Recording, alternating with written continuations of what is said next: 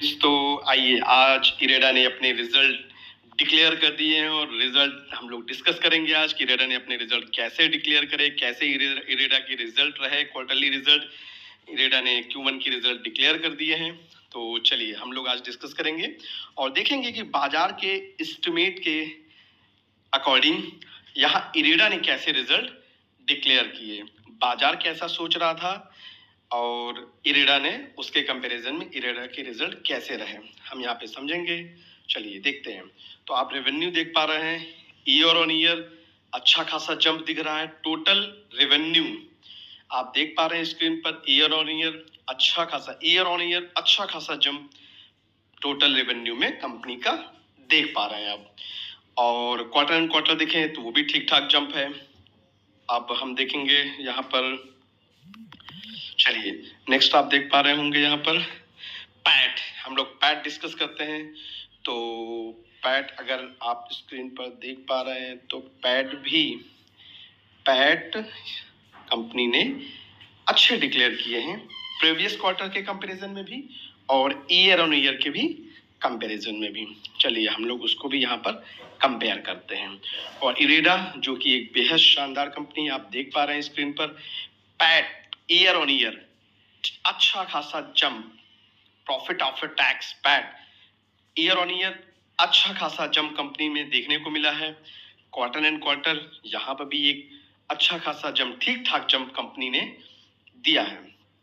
अब अगर हम बात करें कंपनी के खर्च की, टोटल एक्सपेंसेस की अगर हम बात करें, क्योंकि अगर इनकम बढ़ा है तो ठीक है, खर्च तो बढ़ेगा ही, टाइम टू टाइम खर्च बढ़ता ही रहता है। तो कंपनी का अगर हम ईयर ऑन ईयर देखें और क्वार्टर एंड क्वार्टर देखें तो शायद आप स्क्रीन पर देख पा रहे होंगे दोनों के कंपैरिजन में यहाँ पे जो टोटल एक्सपेंसेस हैं उसमें भी थोड़ा सा जंप हमें देखने को मिल रहा है।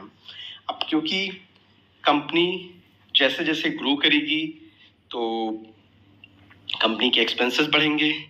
एक्सपेंसेस बढ़ना ठीक है, वो बहुत बड़ी बात नहीं है। चलिए अब हम लोग आगे देखते हैं। यहाँ पर इसके ईपीएस ग्रोथ अगर हमने देखा अभी फिलहाल, अब हम नेट ऑपरेटिंग मार्जिन देखेंगे और मार्जिन देखेंगे कि कंपनी ने मार्जिन कैसे दिए। तो आप शायद देख पा रहे होंगे कंपनी का मार्जिन प्रीवियस क्वार्टर के कंपैरिजन में कंपनी का मार्जिन थोड़ा सा श्रिंक हुआ है। हाँ, कंपनी का मार्जिन थोड़ा श्रिंक हुआ है। आप अगर कंपनी का नेट प्रॉफिट मार्जिन देखें तो वो भी net profit margin, operating profit margin दोनों आप देख पा रहे हैं स्क्रीन पर, दोनों श्रिंक हुए हैं, थोड़े से श्रिंक हुए हैं। बट ठीक है, रिजल्ट ओवरऑल इरेडा के अच्छे हैं, अच्छे शानदार रिजल्ट बोले जाएंगे क्योंकि प्रॉफिट में भी अच्छा खासा जंप देखने को मिला है। प्रॉफिट ऑलमोस्ट 30% के आसपास प्रॉफिट में जंप है। थर्ड ईयर ऑन ईयर की बात हो रही है यहाँ पर, एंड 32% के आसपास यहाँ पर इसके टोटल रेवेन्यू में जंप है। तो अगर उसके अकॉर्डिंग देखें तो रिजल्ट हमें शानदार दिख रहा है। ईपीएस अर्निंग पर शेयर में भी ग्रोथ है, 1.25 से अर्निंग ईपीएस हो चुका है 1.43 के आसपास। चलिए हम डिस्कस करते हैं कुछ बाजार के अनुमान का। तो आप स्क्रीन पर देख पा रहे हैं इरेडा ने जो इनका प्रॉफिट है वो 30% के आसपास बढ़ा है। और अब हम देखेंगे बाजार ने अनुमान कैसा लगाया था और उसके कंपैरिजन में यहाँ पर कैसा रिजल्ट आया। तो शायद आप देख पा रहे हैं इनका टोटल रेवेन्यू 32% के आसपास जंप हुआ है। और अगर हम इनके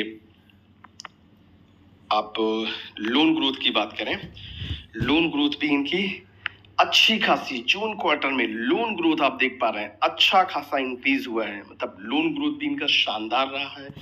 और जैसा कि बाजार अनुमान लगा रहा था कि ये स्टॉक बेहद तोड़फोड़ टाइप का रिजल्ट देगा, तो बिल्कुल बाजार के अनुमान के हिसाब से थोड़ा सा बाजार के एस्टिमेट को बीट नहीं कर पाया, बट रिजल्ट अच्छे हैं।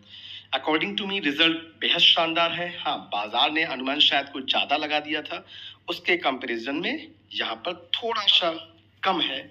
प्रॉफिट आप देख पा रहे हैं, ब्रोकरेज जो कि शायद ब्रोकरेज फर्म एक है फिलिप कैपिटल, शायद आप स्क्रीन पर देख पा रहे होंगे, फिलिप कैपिटल।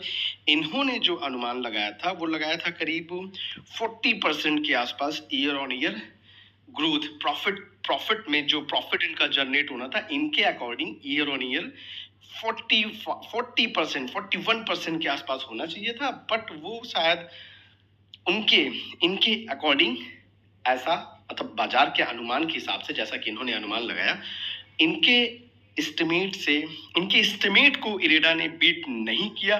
बस माइनर सा नेगेटिव अगर देखा जाए तो वो बस इतना ही है कि इनका मार्जिन थोड़ा श्रिंक हुआ और इनके क्वार्टरली रिजल्ट ने बाजार के एस्टिमेट को बीट नहीं किया।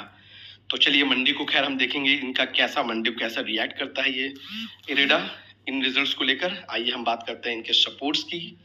ग्राफ पर आप देख पा रहे होंगे इनका जो पहला सपोर्ट बन रहा है अभी फिलहाल रिसेंटली, जो पहला 214, याद रखिए 214 बेहद स्ट्रॉन्ग सपोर्ट है, जो कि डबल बॉटम के साथ वो सपोर्ट बना रखा है जो बेहद स्ट्रॉन्ग है। और इसका दूसरा सपोर्ट आप देख पा रहे हैं शायद 220, स्क्रीन पर आप देख पा रहे हैं 220 के आसपास इनका दूसरा सपोर्ट है। आइए उसके ऊपर का अगर सपोर्ट जानना चाहें तो 233 के आसपास इनका नेक्स्ट सपोर्ट बनता है, शायद आपको स्क्रीन पर दिख रहा होगा। 233 के आसपास इनका नेक्स्ट सपोर्ट बनता है, याद रखिए ये भी एक सपोर्ट है।